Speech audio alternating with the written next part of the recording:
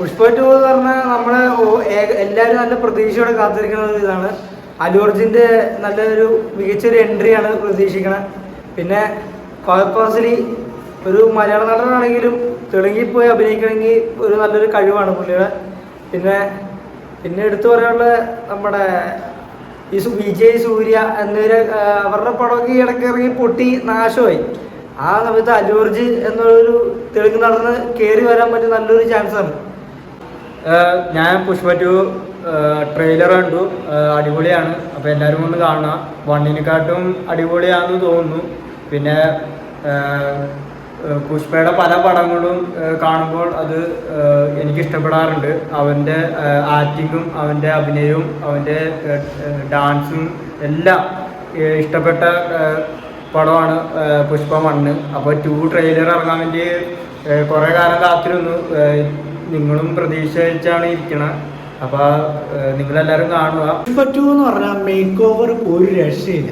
നിങ്ങൾക്ക് എല്ലാവർക്കും ഇഷ്ടപ്പെടുന്ന മേക്ക് ഓവർ ആയിട്ടാണ് വരുന്നത്. പിന്നെ പുഷ്പയിലെ ഒരു ഗംഭീരമായ ഡാൻസും അതുപോലെ ഒരു ബാക്ക്ഗ്രൗണ്ട് മ്യൂസിക് ഒരു രക്ഷയില്ലാത്ത മ്യൂസിക്കാണ് വരുന്നത്. അപ്പം തീർച്ചയായിട്ടും പുഷ്പ 2 നിങ്ങൾ തിയേറ്ററായിട്ട് പോയി കാണുക. അവാർഡ് കിട്ടിയ ഒരു പടം തന്നെയാണ് എനിക്ക് പറയാം.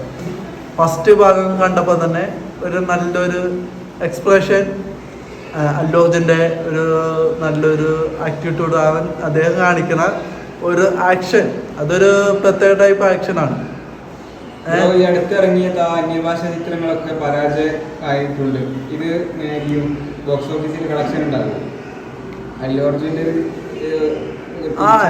ഇപ്പൊ സെക്കൻഡ് പാർട്ടില് ഞാൻ ബോക്സ് ഓഫീസ് ഒരുപാട് കളക്ഷൻ വരുമെന്ന് പ്രതീക്ഷിക്കുന്നു.